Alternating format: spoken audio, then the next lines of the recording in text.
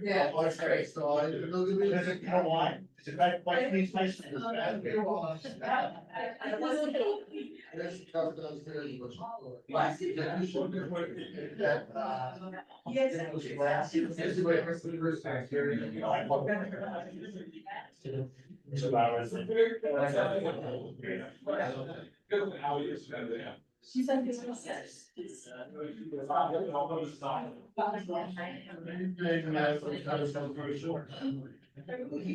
No, we're gonna, you might, get it started.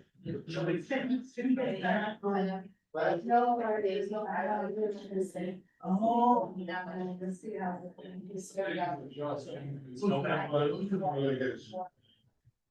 This is.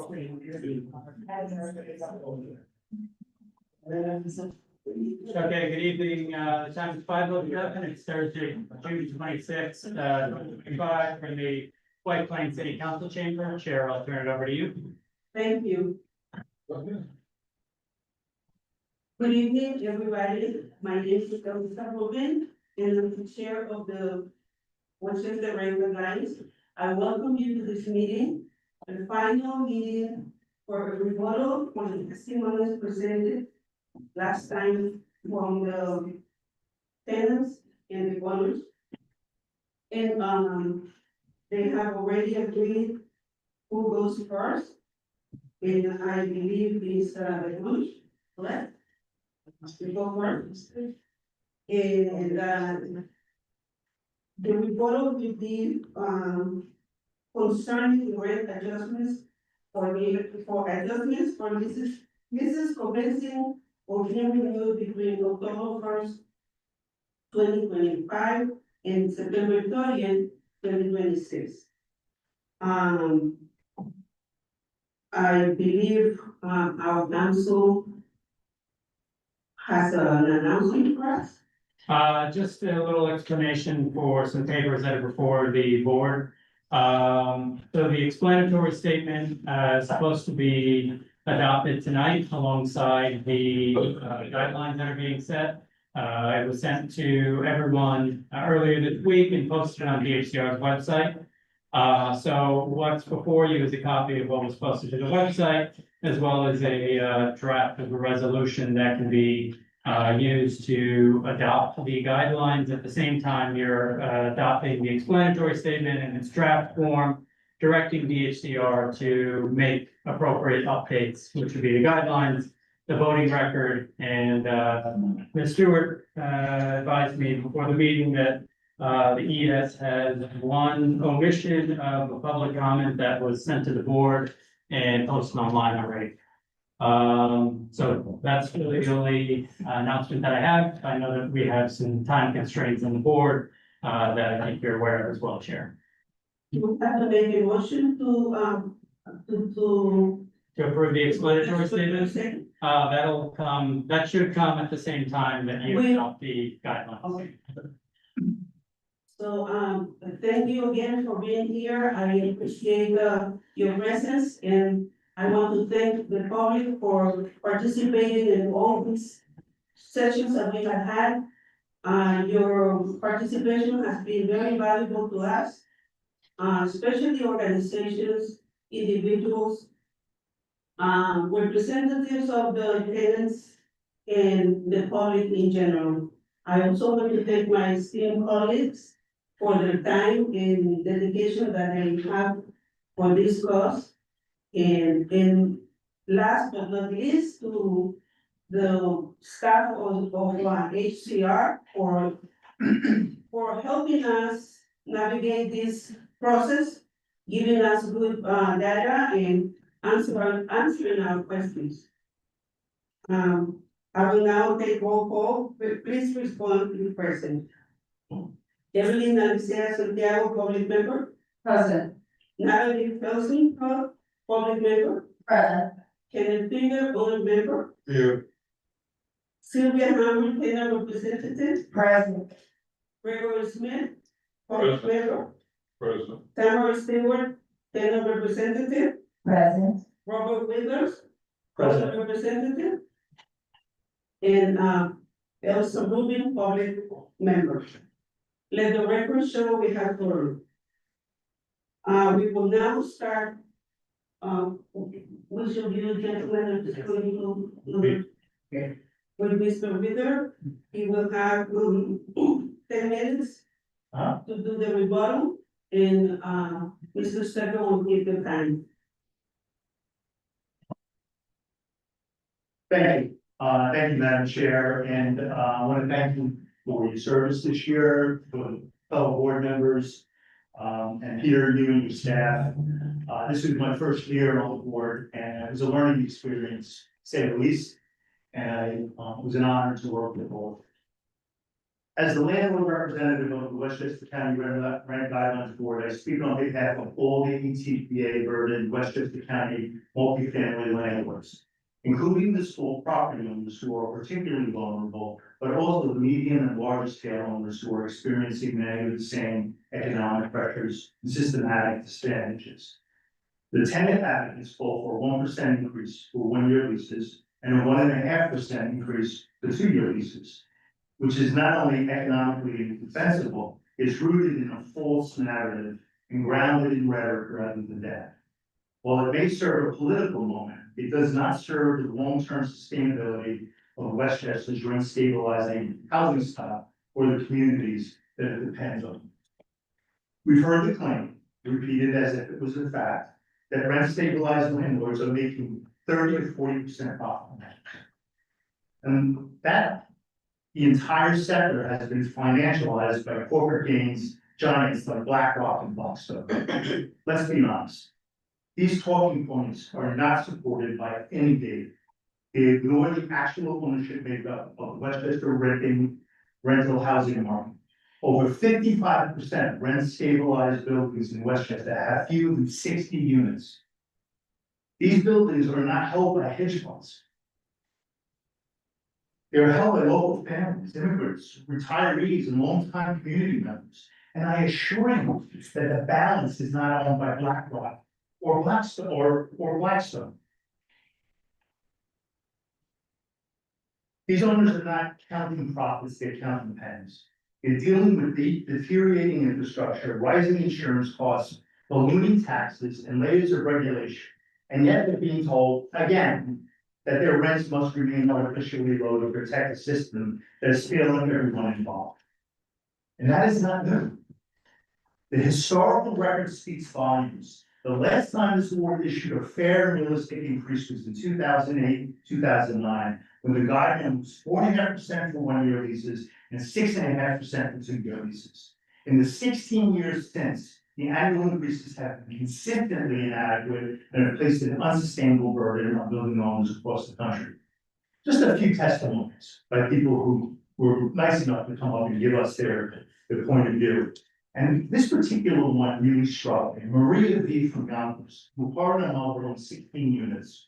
My family has owned property since the 70s. I grew up here. Now I'm watching our property taxes go up every year. Our insurance nearly double and our fuel and water bills rise with no end in sight. Last year, my HVAC system broke down and I had to borrow money to replace it. A 1% increase means I don't even come close to covering my basic expenses, let alone paying for capital improvements or emergency repairs. My own paychecks, and by the way, I think she's a physician, yes, PA, she's a PA, subsidizes this building's operations. Does that sound right to you? She was in tears. She sat there with her mother, and this is her mother's only legacy, believe her. Mike Enfield, 24 units. I'm a retired postal worker. This building is my pension, I depend on it. But what used to be a sustainable investment is now a financial liability. Between new energy regulations, rising payroll costs, and tenants who fall behind on rent without consequence, I feel trapped. If rent increases continue to lag inflation, I'll be forced to sell. And trust me, whoever buys it is not going to keep it affordable. Howard Ratner, who has 29 units in Portchester. Our family has owned and operated our building for years. We care about our tenants and our community, but we are drowning in costs. In 2022, my insurance went up 31%. In 2023, it rose another 16%. In 2024, it jumped 27%. My insurance premiums have more than doubled in 3 years, and everything else has gone up too. Utilities, taxes, regulatory fees, everything except the one thing that allows us to survive, the right guidelines. Yeah, it's a important question, and every owner is now asking it, how long do you think we can keep this up? Enrico from Mount Vernon echoed the same fear. I can't do regular improvements on my buildings without the current guidelines, increasing. Tenants will suffer because improvements cannot be made. It is not fair what New York State has done to homeowners. Now, let's get clear, it is New York State. These are not hedge fund mandates. These are people standing between housing stability and systematic failure. They are being pushed to the edge. The economic reality and the cost of misinformation. Let's dismantle the two most persistent myths that keep resurfacing in public comments and media talking points. Myth number one, landlords are making 30 to 40% profit margins. The reality is most landlords would be thrilled with a 10% margin. But this is fantasy. After property taxes, insurance, water, sewer, heat, legal fees, and compliance costs, and that's before even accounting for amortization, depreciation, which is reserves, and interest, owners are not even breaking even. Many are going into debt, and the margin in many cases is not profit, it's pain. Myth number two, the industry is controlled by institutional investors.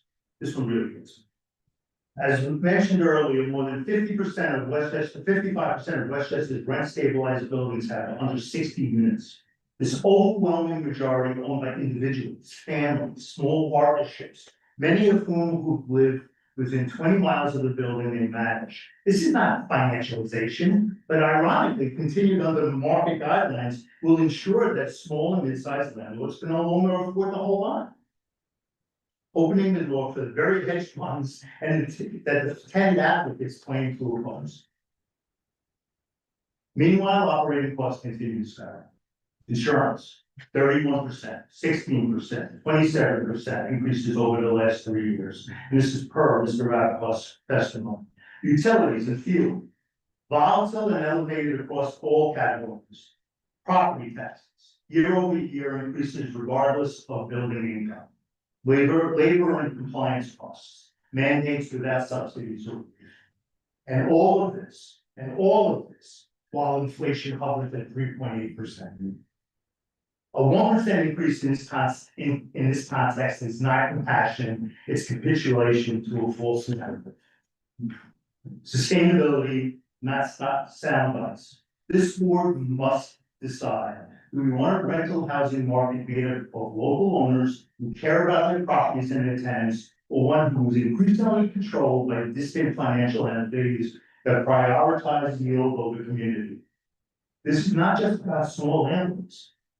Every owner, regardless of size, is at risk of being forced to sell, and those buyers will not be local families. There will be institutions that don't ask for modest inflation-adjusted rent rate increases. They demand 15% IRR, internal rate of return. If the board approves a 1 and 1.5% increase, here's what's going to happen. Deferred maintenance. Buildings will slip into disrepair because owners won't be able to take care of them or afford upkeep. Ownership turnover. Buildings will be sold in financial distress, often to institutional buyers. Tenant displacement. New owners will use legal tools like vacancy decontrol, major capital improvement loopholes, and market deregulation to raise rents more aggressively than local owners would ever.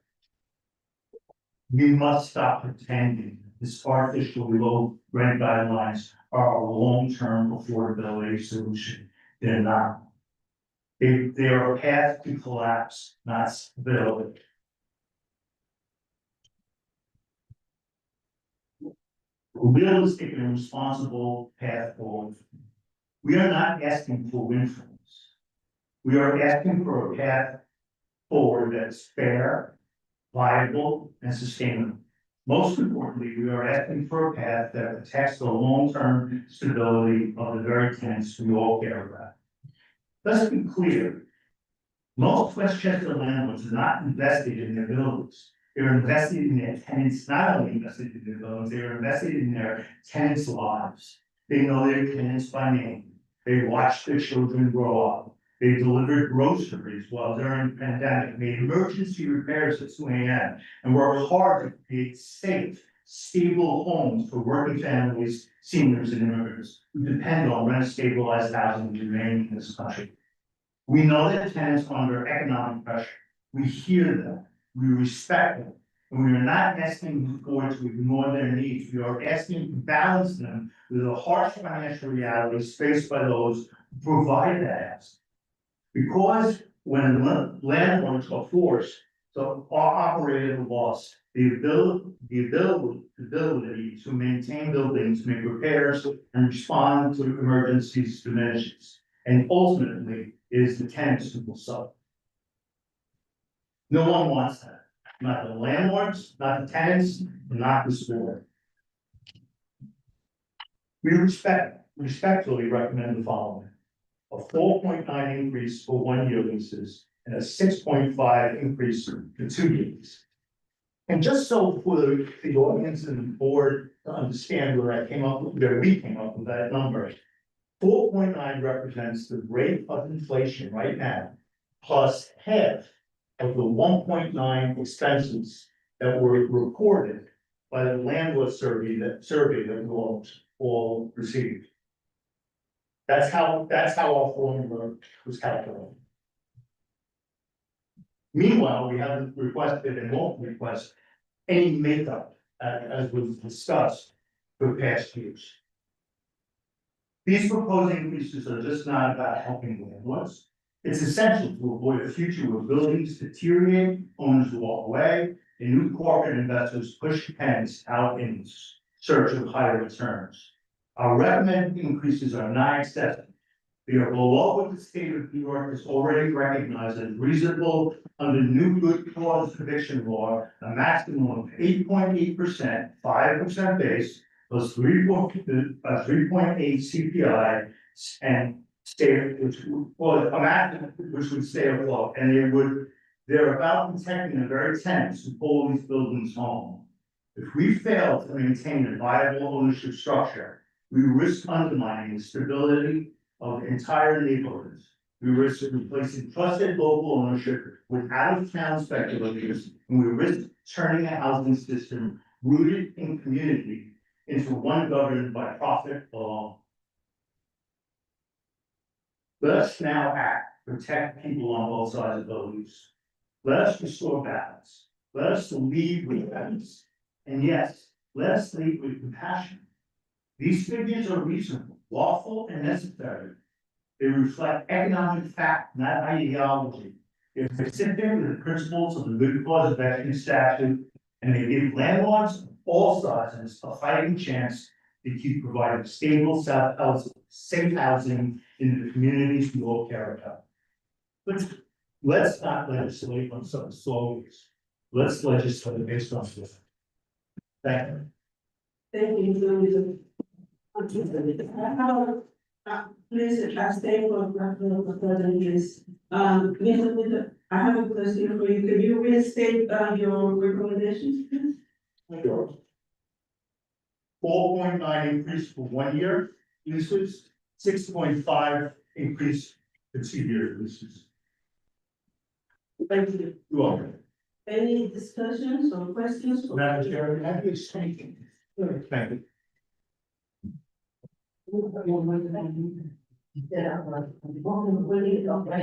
Yes.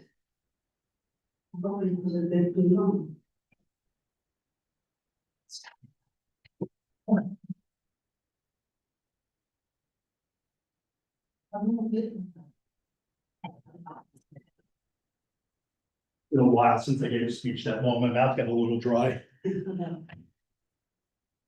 Natalie has a question. Sure.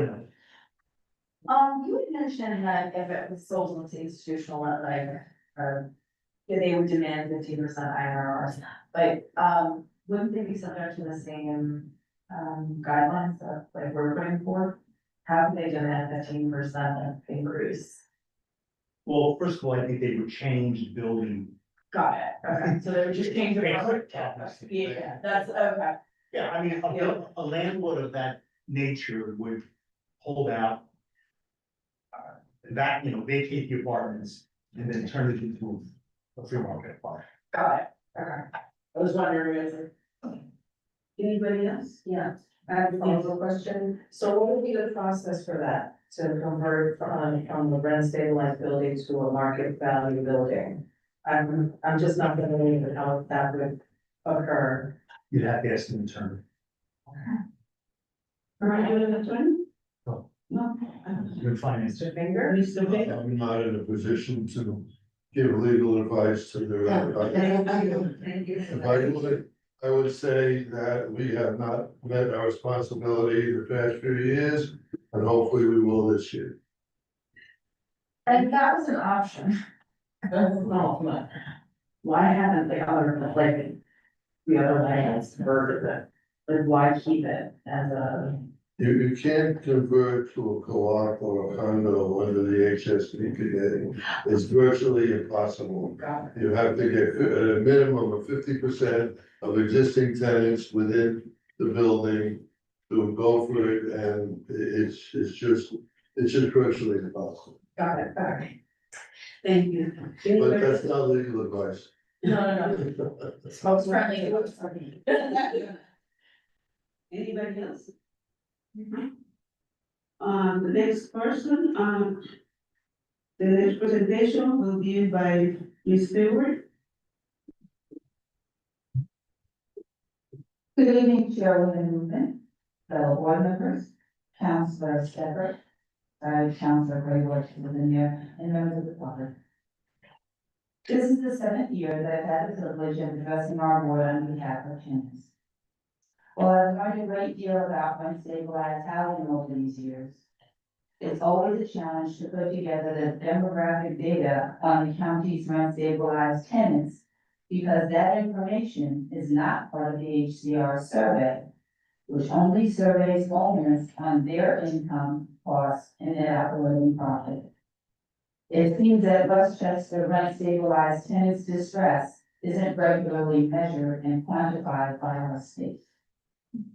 Despite this, we still managed to produce a lot of very compelling evidence about the unaffordability of rents and the inadvisability of increasing those rents. Every year, we share the vast amount of research available from studies performed by the National Low Income Housing Coalition in its outreach and data reports with respect to Westchester renters. Last year and this year, we also referenced the New York State Controller's housing. While these informative reports do not specifically address the county's rent-stabilized tenants, that wealth of information set the stage for the further analysis of the plight of renters in the 3 cities, Mount Vernon, New Rochelle, and Yonkers, that contain 8% of ETPA units and which comprise 30% of the rental units in the county. Before I summarize what the data shows, I should note that we're having a hard time reconciling board requests over the years to hear more from individual tenants, which we did this year, only to hear Mr. Finger tell us that we should ignore the anecdotal tenant testimony and rely only on hard quote data. But here's what we do know. The most recent consumer price index released in June shows that consumer prices for our area across the board for all items, including housing, are up 3.4% year over year. This burden is exacerbated for tenants this year by the federal cutbacks to Medicaid, SNAP, and other benefits that our state and county do not have the budgets to replace. This onus for healthcare and food will be placed on lower-income tenants. In addition, the state legislature didn't pass the bill to raise the maximum income threshold for 3 and 3, $67,000 to keep up with inflation. Keep in mind that to qualify for 3 or 3, a rent-stabilized tenant is already paying 30% or more of their income on rent. There's a growing list of apps, including Flex, Livable, RentApp, Zenbase, Jetty Rent, Deferred, and Kashish, that have been created to capitalize on the plight of rent burdened tenants. These acts allow users to pay rent in 2 or more installments for a fee. Many desperate tenants are turning to these acts to get their rent paid at the beginning of the month. Papers. The HCR data combined with Census and Bureau of Labor Statistics data establishes that those ETPA renters who are among the 1/3 of renters who earn less than $50,000 a year are already paying an average of 66% of their income on rent based on average renewal rents. Anything more than a minimal increase in rent will likely result in many of these modest income tenants losing their apartments with nowhere remotely affordable. On the other hand, Westchester ETPA landlords are, relatively speaking, very better than tenants. The landlord presentation and landlord rep comments made during public testimony conceded the lack of affordable housing. Owners faced increased operating expenses of only 1.8% last year, which resulted in net operating income of close to 36% and a 5-year post HSTPA average of 36.66%. No one testified that they had sold their building because they couldn't meet their operating expenses. Owners argue that their healthy net operating income of 36% is not an accurate reflection of their property value, as it doesn't account for their mortgage interest and other capital costs. However, capital costs are not operating costs, and ETPA rents are supposed to cover owners' operating costs and provide them with a reasonable profit. According to our stats briefing, 43% of owners don't even have a mortgage. So why should all tenants bear the burden of subsidizing the 57% of owners that do have mortgage? Owners attribute the reduction in MCI and IAI filings over the past 2 years to their inability to finance these improvements. But they also dismiss applying for the increases, stating that it's not worth applying for MCI and IAI increases because there's too much paperwork. I suspect that some owners may not be applying for these increases because of the greater scrutiny their applications have received. Since one is provided before and after pictures of improvements in an apartment, a major position.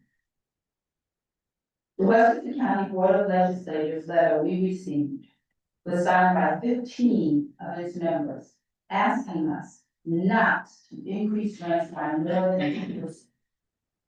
The letter cites the May 2025 Regional Plan Association report that shows an extremely low 1.9% apartment vacancy rate and a 46% increase in the average rent over the past decade. The great disparity between supply and demand is owners' power over tenants, which contributes significantly to our current housing crisis. Our elected officials understand the struggles of their tenant constituents, and they don't want to see our county become a place where only the wealthy. While there are many legitimate debates about affordable housing, the fact remains that rent stabilized housing is a very important source of workforce housing. It constitutes 3 in 10 renter households in Mount Vernon, New Rochelle, and Yonkers, and 2 in 10 renter households in Westchester overall. Yet 52% of renter households in Yonkers and 57% of renter households in Mount Vernon are already cost-burdened. Many rent stabilized tenants are active or retired teachers, bus drivers, home health aides, store clerks, delivery drivers, landscapers, house cleaners, childcare workers, cashiers, and secretaries. They are essential workers whose quiet labors contribute significantly to the rich quality of life we enjoy in Westchester County.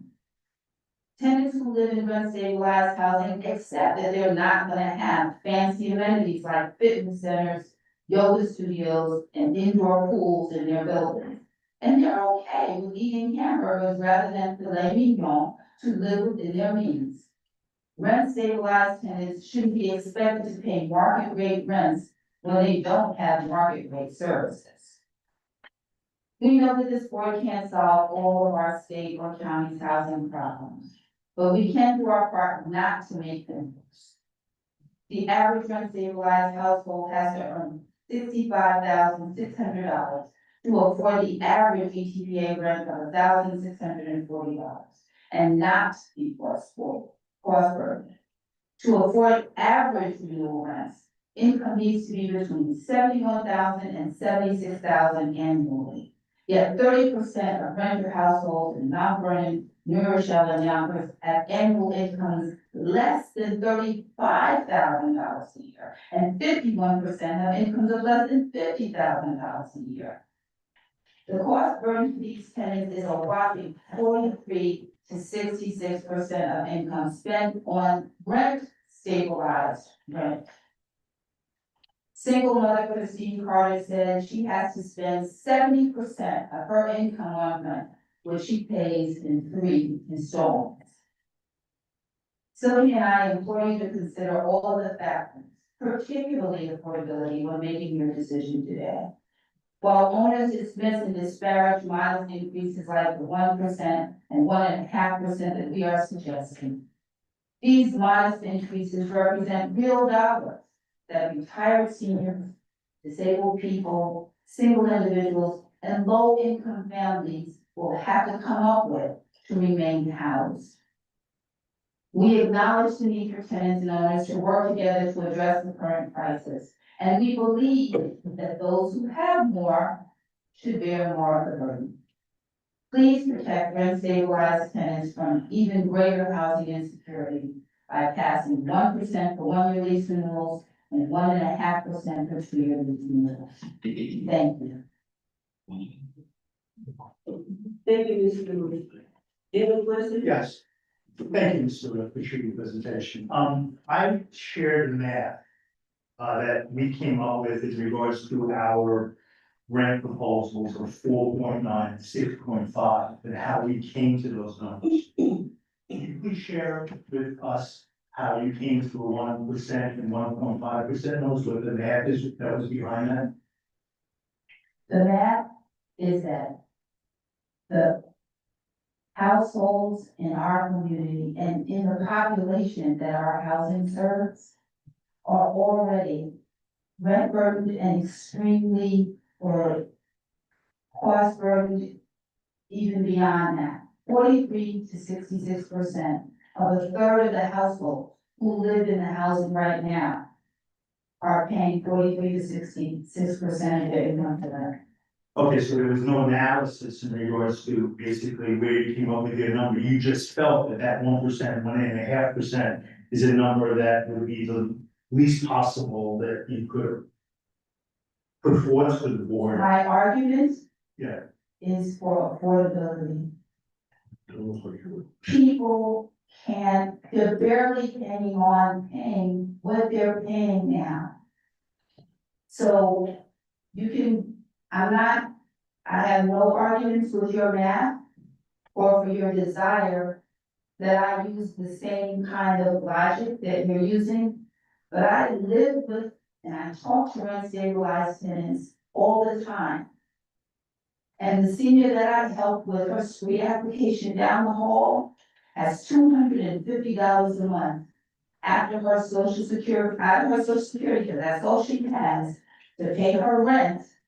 She pays rent $250 for her utilities, food, and everything else she has to live on. And there are other people that I talk to, that I live with, that come up to me and ask me for, what's gonna happen? And they are desperately afraid of losing their housing because they simply can't afford it. So while your data and your analysis and your math, there's nothing wrong with that.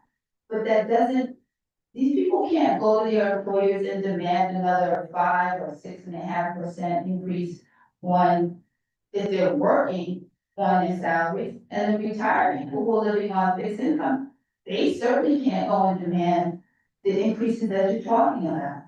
So I'm really making an argument for having compassion for the lived reality that the people that were here trying to make a decision about, they're dealing with. Because this is so real for them. This is not theoretical for them. I think we see that on both sides, but thank you for your response. Anybody else? Yes, Is there an income limitation to living in the, UTPA buildings? Cause I know you said, I know there was one that said they could get 70% of their income, and I know that you said average income to be doing this and this. Or this is what they would each report, but is there an income limitation, or do you have to make less than 100,000 to live in an UTPA building, or? Though, once upon a time before HSTPA, if your income went above a certain amount, then your unit became deregulated. That's how some units became deregulated, was because of the amount of income that a lot of, those people were receiving, but unfortunately, I don't have any statistics on what that might have been, but even at that, that was before 2019. That no longer applies at present. Anybody else? I have a general question, just not directed at any particular, is there a way that we can get income information, or you're saying it's not provided, so it's not something that we could factor into our decisions going forward? Because it's not collected and it wouldn't be on the, like, for instance, the application for rent. That's not something the DHCR collects. They'll- And, income is really not something that's tied in with rent stabilization, so there's no reason for the agency to collect that information, so it wouldn't be coming from DHCR. Thank you. Question. Thank you. You have a question? Yeah, I just want to, mention that, the public there is not allowed to participate. I just saw a hand. I'm sorry, I apologize, but this is only for us. Yes, Is there an opportunity for a compromise between the two recommendations? Always has, But that's the charge of the public member. there's always that. That's the charge of the public members. Yeah. To come up with a compromise that will not satisfy either party in most cases. and that, I would like to say something about that.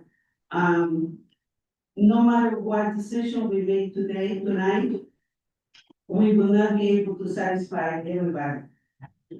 We are keenly aware that whatever we decide is not going to be satisfactory for both parties.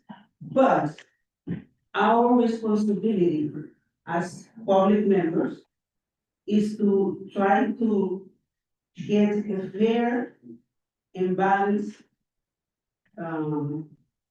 rate that can satisfy everybody, because the tenant owner relationship is a symbiotic, sorry. What was it? Symbiotic relationship that has to be maintained for the betterment of our community. So I urge my colleagues on the public side to please be open-minded and fair and try to strike a fair balance.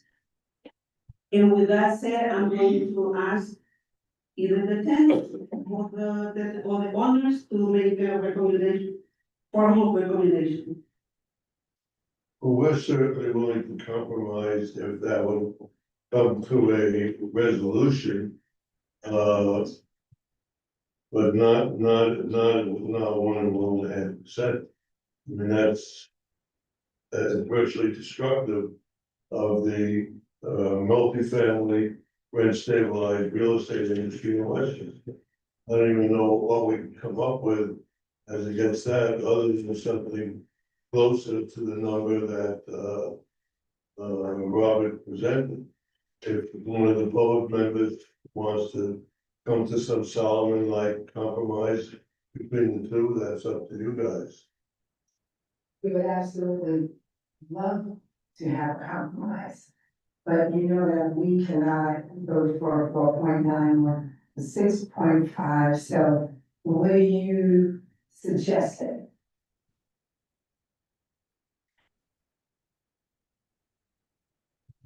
I'd like to hear what the tenants compromise would be. I would like the two of you, you make a suggestion and then we submit it to a vote like we have done in the past. If it passes, fine, if it not, you continue.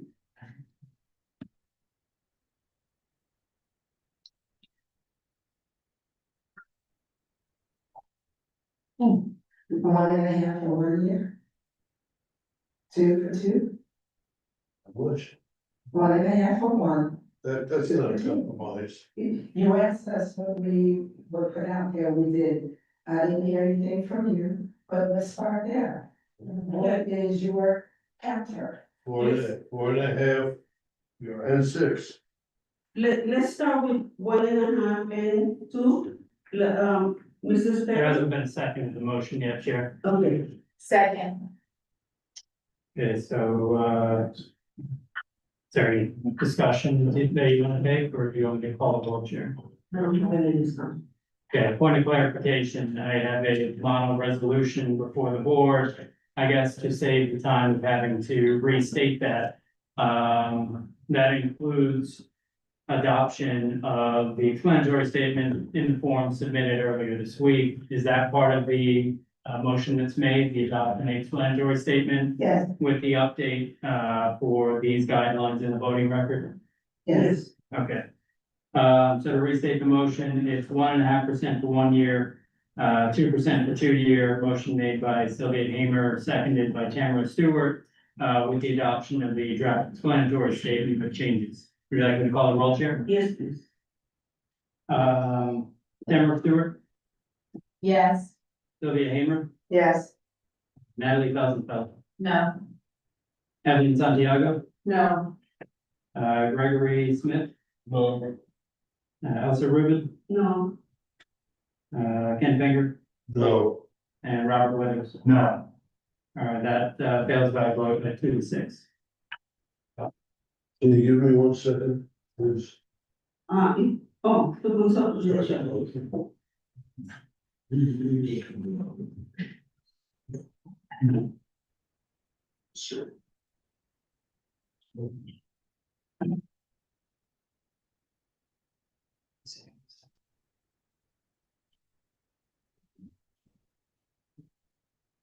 All right, I move that we,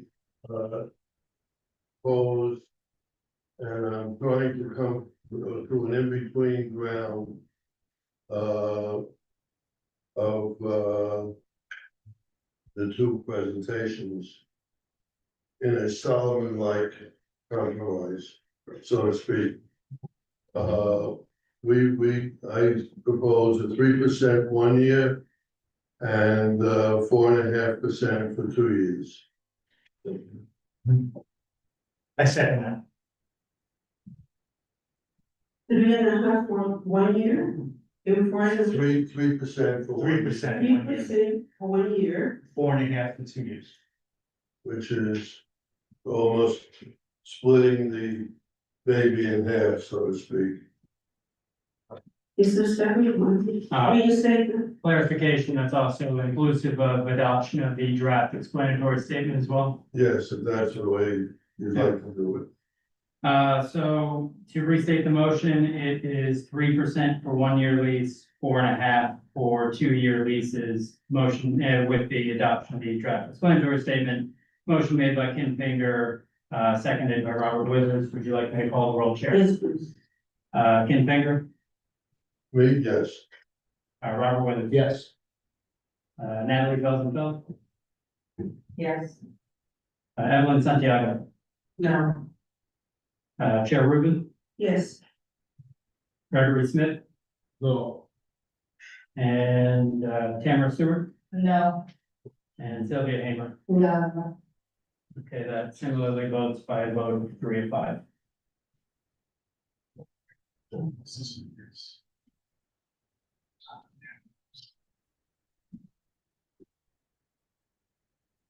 I'll make another motion.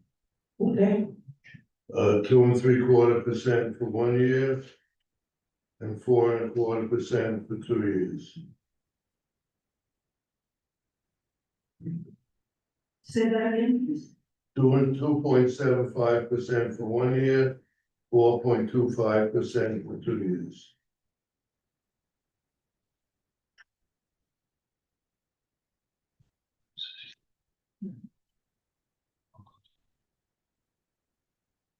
Second. Yes, do. Yes. Okay, I guess I'll just clarify, the explanatory statement is part of that motion as well. Yes, yes.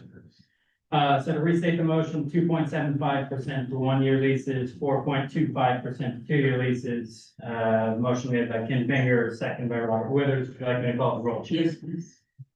Ken Finger, Yes. Robert Withers. Yes. Gregory Smith, No. Natalie Felsenfeld, Yes. Evelyn Santiago, No. Chair Rubin, Yes, Tamara Stewart, No. and Sylvia Hamer. No. Okay, that fails by a vote of 4-4. All right. Just as a reminder, this board needs to get to 5 votes to pass the motion. okay, I'd like to make a motion. yes, I would like to propose 2% for 1 year and 3% for 2 years.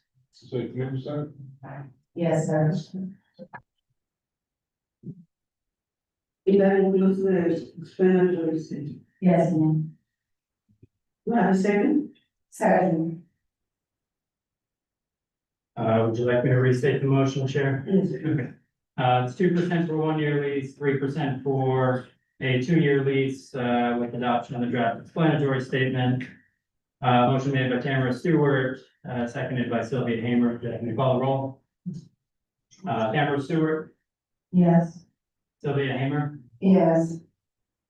Natalie Felsenfeld, Yes. Gregory Smith, Yes. Evelyn Santiago, Yes. Chair Rubin, No, Ken Finger, No. and Robert Withers. No. That passes by a vote of 5-3. thank you. So that concludes the business of this meeting. Do I hear a motion to adjourn? So moved. Second? Second. Thank you, this meeting is adjourned. Thanks, Elizabeth. It's good. As a point of information, when there's a screen, the increase, the governor picks up, it does not affect the tenant at all. Good.